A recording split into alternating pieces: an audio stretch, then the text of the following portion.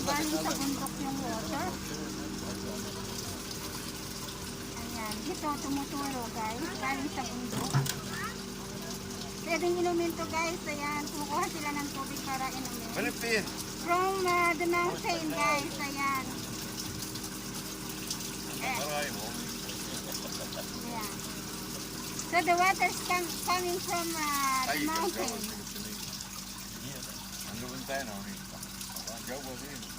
Ayan, umiigib sila guys. They are getting water for drinking. Galing, ang galing.